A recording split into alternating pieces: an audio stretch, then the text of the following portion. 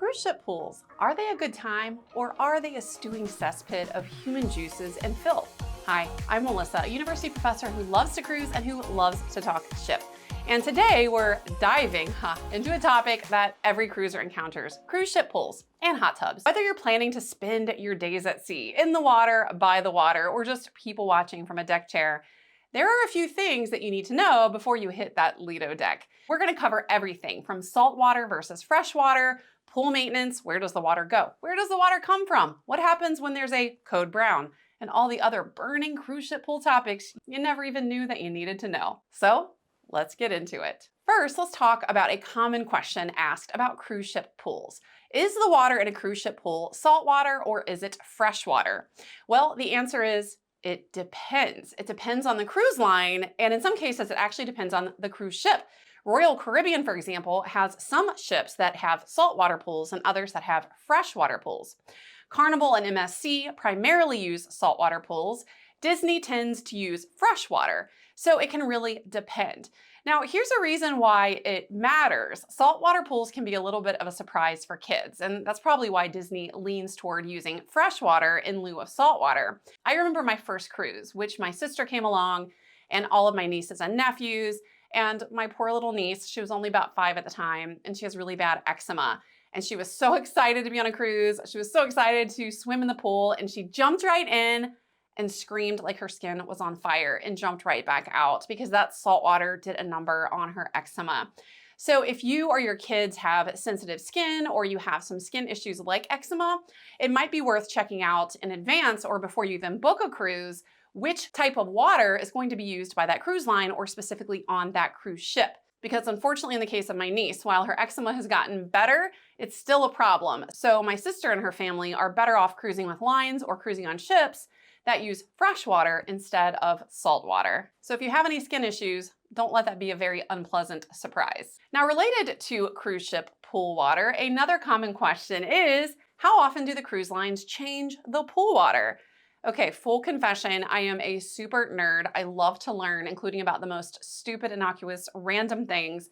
And I was recently on a Carnival cruise and I happened to run into a pool technician.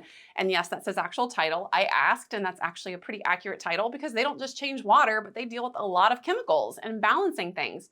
And I asked him a million questions, but my burning question was, do you change this water very frequently? And the answer was, at least here on Carnival Conquest, they change that water daily.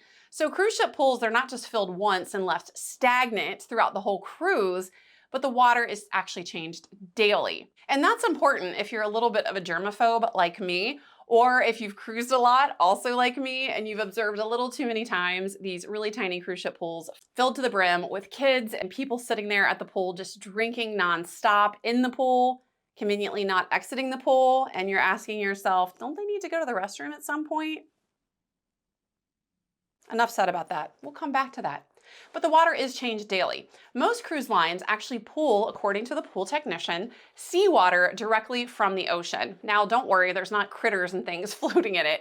They filter that water and they treat it to meet really high sanitation standards. And then when it's time to change out the water, that water gets dumped back into the ocean when it's time for that change.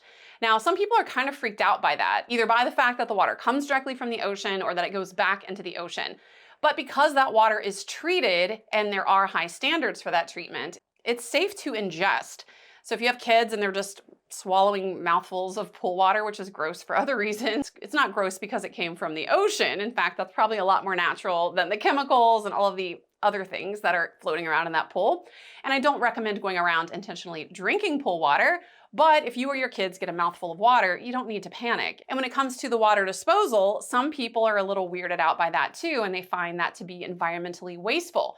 But if you don't know, I hate to be the bearer of this news, but all of the water that is used on a cruise ship eventually does get dumped back into the ocean. That goes for pool water, your shower water, which is gray water, and even wastewater. Now, this is with strict regulations. So that sewage, there are strict requirements. They can't be pulling up to the port of Miami and dumping a bunch of poo water right there into the port. There are regulations that say that cruise ships cannot dump brown water unless they are at least 3 nautical miles from land. So there's an entire process of water sanitation on cruise ships. It's pretty fascinating. It's highly regulated, and it's largely governed by the U.S. Public Health Service's Vessel Sanitation Program that sets sanitation standards to make sure that everything stays clean and safe and that cruisers aren't getting sick from bad water. But I also hate to tell you, the water that you shower in, the water that you drink on a cruise ship, well, guess where that comes from? Now, if talking about gray water and black water weren't unappealing enough, let's get even grosser. What happens when you have a code brown or a code green on a cruise ship? If you're on a cruise and you hear that a code brown has happened, well, it means exactly what you probably think it means. Someone has had a poo incident in the pool. And yes, this happens a lot more often than you would expect. I would venture to say it has happened on the majority of cruises I've been on. And that's just what I know of. I'm actually not a pool person on cruises. They do kind of gross me out for these reasons and others. So I'm not a big pool person. I also cruise a lot, so I don't need to be in the pool all the time. And I prefer to be in the pool when I'm in a cruise port destination myself anyway. But it happens a lot, and I've seen it happen a lot. And when it does happen, and yes, I have done an impromptu interview with a different pool technician when we had a code brown on a recent cruise, I had to ask her what exactly they do when this happens. I do so much in the interest of cruise science. You should thank me for that. But anyway, when a code brown happens, the cruise line immediately shuts down the pool, removes as much of the mess as possible, and remember, please tip your hardworking cruise ship staff because this is the kind of crap they have to deal with, literally. They drain the pool and they thoroughly clean it. And then they refill it. Water it's pulled directly from the ocean is chemically treated and balanced to make sure that it is safe and clean for cruisers. Then there's code green, which you've probably guessed what that means. That refers to vomit in the pool. And I have seen this happen a few times. It's not as common as code brown. And by the way, code brown is not always little babies. It'd shock you, the offenders of people who create code brown incidents. But let me tell you, neither is fun, especially when it happens on a sea day. I was on a cruise last summer where it was a sea day. People are kind of bored. There's not as much to do. It was on a smaller ship. And the pool had to be shut down. We had a code brown. And it takes a while with the code brown to do all of that stuff that I mentioned that they do. So the pool was shut down for a while. So there's a lot of folks that wanted to enjoy a beautiful sea day on their vacation in the pool, and they couldn't do that because of that code brown, because someone couldn't hold their bells. And it finally reopened. Everyone rejoiced, and it was reopened, I'm not kidding, for about 15 minutes. And then someone had a code green. So it had to be shut down again. So basically the pool was essentially shut down for that entire sea day. And again, that's frustrating because sea days are already crowded around the pool. And when these things happen, it can really disrupt things for everybody. And finally, let's talk about code yellow. Actually, we're not going to talk about that. And that's why I'm not a big fan of public pools, especially on cruise ships. So personally, I err on the side of cruise ship pools are toxic cesspools. But the key to using a cruise ship pool and having a good old time is some good old-fashioned cognitive dissonance. Don't think about this stuff too much. The chemicals treat it, it's fine. Get in there, have a good time. I'll be waving from the side of the pool. Speaking of code brown, while babies and toddlers are not always the offenders and perpetrators of code brown or code green, babies and toddlers do have some limitations when it comes to use of cruise ship pools. And this is very frustrating for a lot of parents. Why? Because most cruise lines do not allow babies or toddlers in cruise ship pools. There's a very strict condition. They have to be fully potty trained. That means no swim diapers. So if you've got a kid that's young enough to be in a swim diaper, they're not going to be allowed in that main pool or even sometimes in the designated kid pool areas. And this rule exists obviously for sanitation reasons. Swim diapers are not leak proof. And as we've discussed, those code brown incidents can be very disruptive to an entire cruise ship of people. And cruise lines don't want to risk shutting down an entire pool for a prolonged period of time to undergo that cleaning process just because of an accident that is more likely to happen because it is a kid that's not potty trained. Now, some ships do have splash zones or designated kiddie water play areas that are maybe not a full submerging pool where swim diapers are allowed, but not all of them do. So if you're traveling with littles, it's a good idea to check your cruise ship's policies ahead of time to avoid any disappointment. Now let's talk about what is allowed and what is not allowed in cruise ship pools. If you love floating around the pool in some type of inflatable floaty, I got some bad news for you. Floaties, pool noodles, and inflatable toys and most toys, they are not allowed in cruise ship pools. Cruise ship pools are small, they're often overcrowded, there's no space to be taken up by a bunch of the stuff. Now, that being said, if you watch my videos or follow my cruise packing recommendations, and I'll actually drop a link in the comments where you can get my free cruise packing guide, I still recommend that you bring them. Why? Because they're a whole lot of fun if you're doing a Caribbean cruise and you're going to destinations where there's access to pool and ocean. Probably should leave it at home if you're going on an Alaskan cruise. But for beach destinations, bring them with you because it's a great way to enjoy oftentimes a free beach day. You find a local beach that you can walk to, you go there, you blow up your inflatable, and you have a good old time bopping around in the ocean or in some resort pool at port. I always personally pack this really awesome lightweight inflatable hammock. I'll actually drop my favorite one linked below in the comments. And it takes up very little room. It's very compact. It's easy to inflate and deflate just by mouth. You don't need to bring a pump or anything.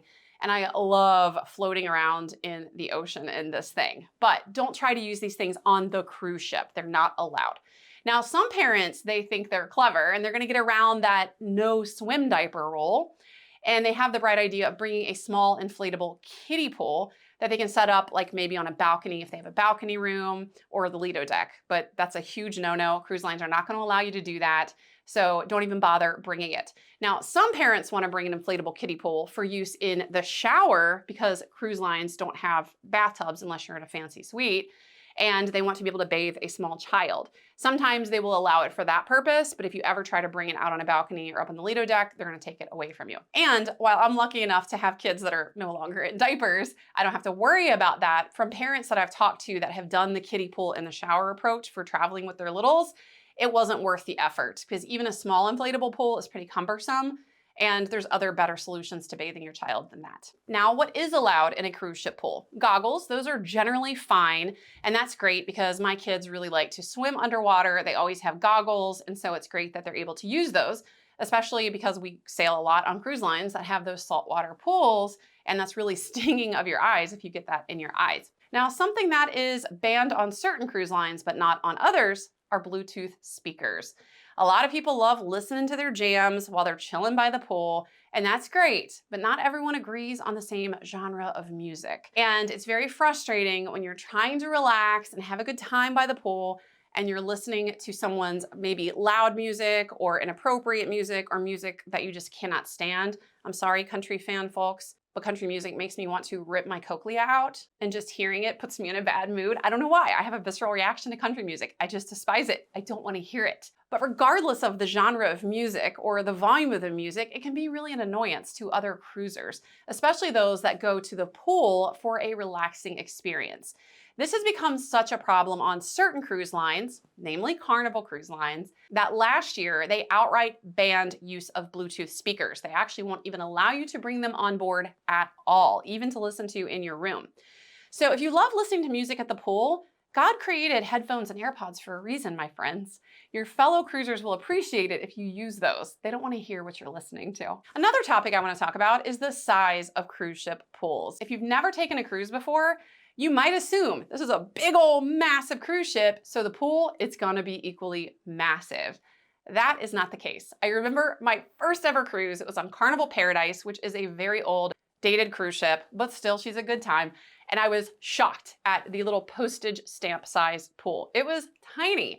Cruise ship pools are shockingly small compared to what you would expect from like an all-inclusive resort or even a basic hotel.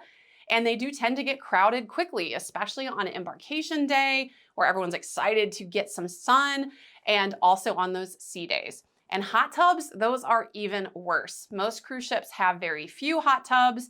Parents let their kids often run amok and they'll sit and stew in a hot tub en masse all day. So it can be really hard to find some hot tub space. And sometimes it feels like half the ship is trying to squeeze into a tiny little hot tub. Now, if you're looking for a quieter pool experience, the good news is many ships have adults only areas. They'll usually call these serenity pools or serenity decks. They're meant to be for cruisers ages 18 and over, and they're generally much less chaotic than the main pool deck, both in volume and also in terms of the vibe in the pool. Girls, you know we have to time our hair wash days. There's nothing more frustrating than trying to use the pool, trying to keep your hair dry and having some kids splashing water all over you. You're usually not going to encounter that in those pools that are in the adults only area. Now let's address the elephant in the room, or rather the pig in the room. Let's talk about chair hogs. This is one of the most heated topics in cruise world. I see people argue and get real spicy about it. And this is the topic of chair hogging.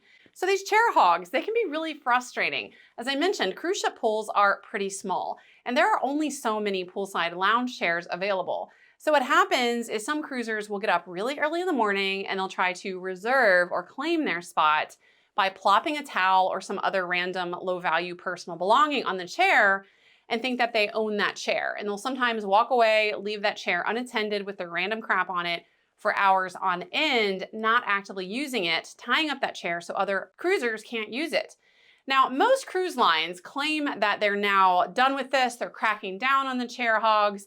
They have signs up that say if you have belongings on a chair and we don't see it in use for something like 30 to 40 minutes, that we will remove your things and make that chair available.